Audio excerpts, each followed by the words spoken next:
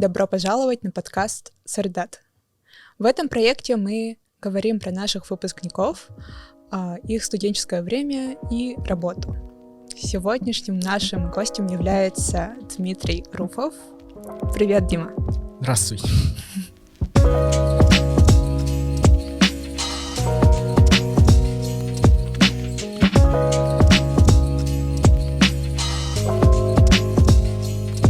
Расскажи, пожалуйста, про себя, какой институт ты закончил, в каком году и где ты сейчас работаешь.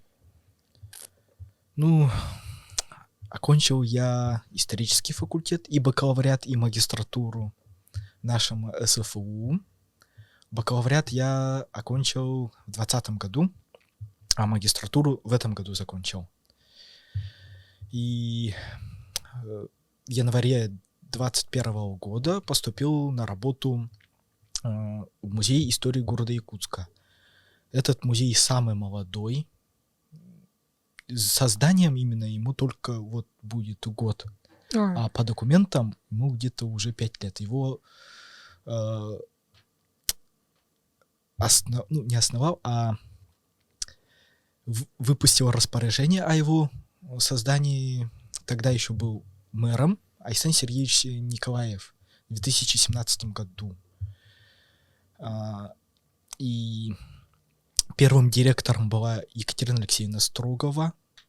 Как раз-таки основу предметов музейных именно принадлежали ей. Это была ее личная коллекция. И плюс она, наверное, собрала. Она тоже историк по образованию и археолог. Там вещи, принадлежавшие ее семье, друзьям семьи. Очень большой фотоархив ее матери она передала. Также другую часть фонда музея составляет именно археологические материалы с раскопок на месте бульвара Учителя. Нынешнего бульвара Учителя. Там в 2017-2018 шли археологические раскопки, которые дали более 3000 археологических находок, и часть этих находок хранятся в нашем музее.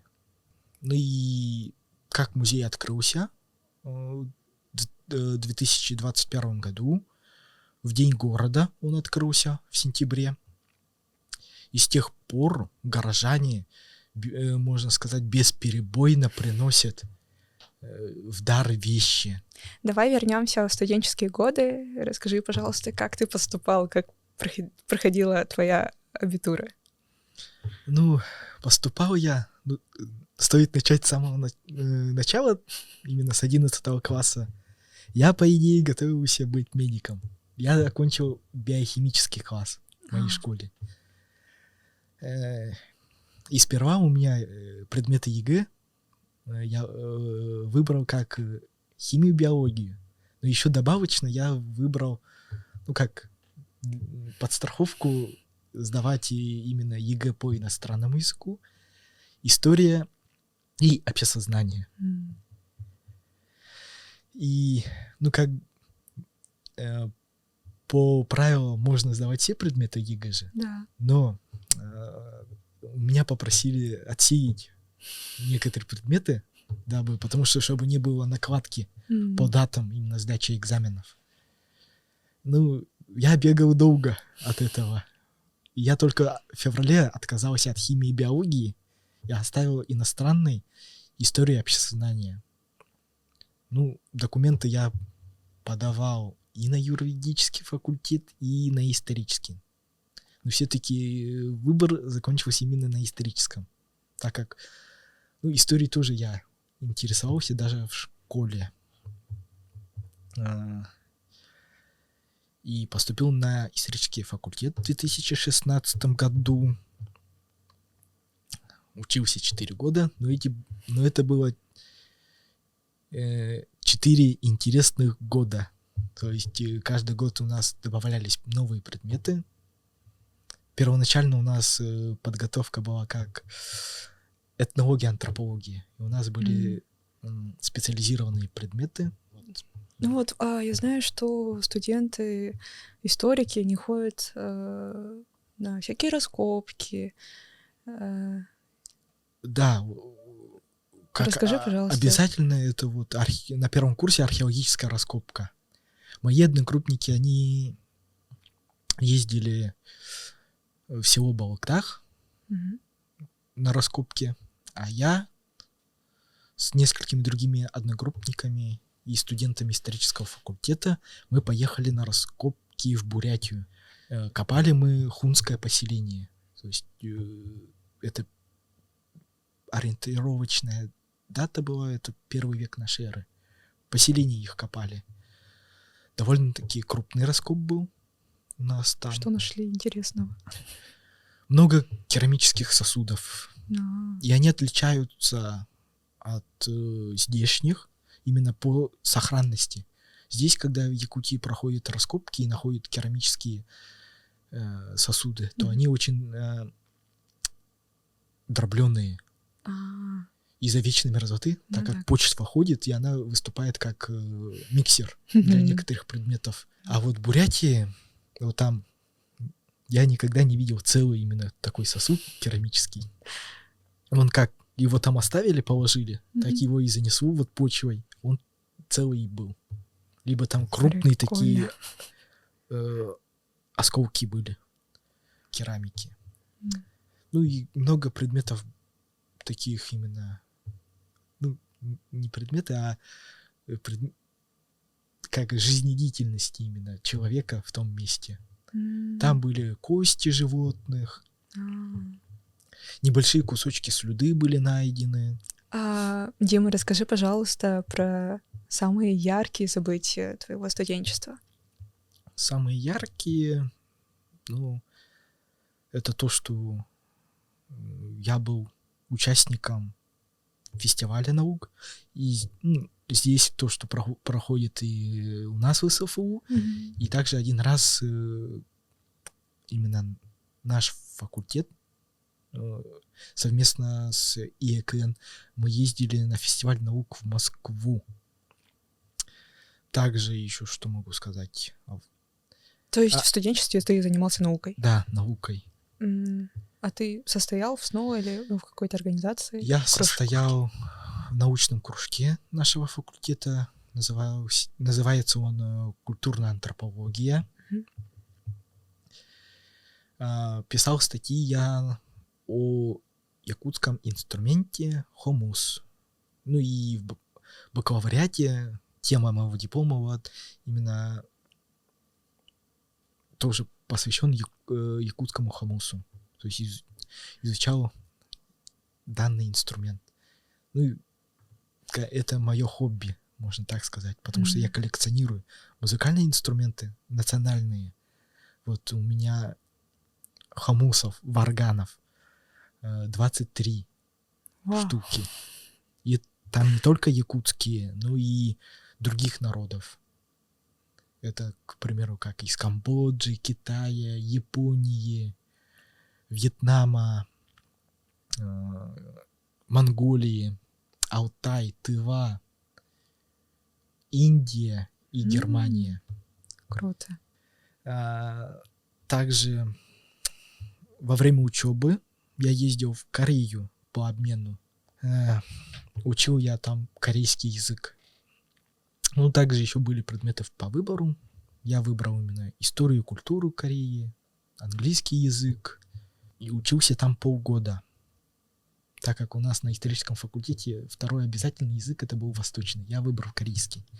И вот преподаватель корейского языка у нас в СУ, она информацию давала о том, что идет прием именно по стажировкам. Ну и я пошел туда на собеседование. Прошел собеседование и поехал учиться в Корею полгода. Так что вот, ребята, если вы планируете поступать в СУФУ, или же вы только, уже студент, там, только первого-второго курса, на языковые стажировки могут ездить не только студенты из ФИРа, но и из других факультетов. Вот, из ТФАК, ФЛФ, да вообще любые институты практически. У некоторых институтов, факультетов есть свои программы. у кого есть соглашение с каким-то Да, есть университетом программа зарубежным. двойного дипломирования Мгм. еще. Вот это вообще круто. Расскажи, пожалуйста, про работу свою. Вообще, помогла ли тебе магистратура устроиться на работу? Насколько это важно? И в чем заключается твоя профессия и работа? Чем ты сейчас занимаешься? Работаю я вот в музее на должности главный хранитель фонда. Мгм. То есть я веду учет и хранение музейных предметов, а также и их комплектование именно по фондам. Мгм. Именно веду документацию обязательно в музее. То есть каждый предмет имеет свой документ. Музейный паспорт называется. И там идет описание предмета. Также занимаюсь именно вот приемом музейных предметов, реликвий, например, в дар от горожан. То есть оформляю тоже документацию, когда вот приносят. И также, и слежу за сохранностью предметов, дабы передать его следующему поколению.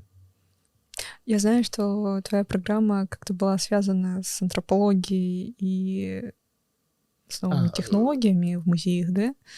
Да, вот направление магистратуры было у меня историко-культурное наследие, гипермедиатехнологии. То есть моя магистерская диссертация была связана именно вот с моим музеем и информационным полем. То есть именно музей в сети. Так как во время ковида все музеи перешли в интернет. Будут ли какие-то советы абитуриентам и сегодняшним студентам? У СФУ очень много программ образовательных, так и по стажировкам, двухдипломные вот программы. Но это подойдет и абитуриентам, и студентам, которые учатся. А вот студентам, которые сейчас учатся на данный момент, вот по поводу стажировок, что можно с любого направления СФУ податься на стажировку. Да, на самом деле в СФУ очень много возможностей, и главное их знать, и все это можно посмотреть на сайте sfu.ru. Вот. Также еще что могу посоветовать? Студентам заниматься наукой, так как есть такое дело, как повышенные стипендии. Да. По науке тоже ее дают, а есть еще и именные стипендии. И тоже, вот, чтобы ее получить, надо заниматься наукой, если какую-то определенную стипендию надо получить. Активистами быть, так как по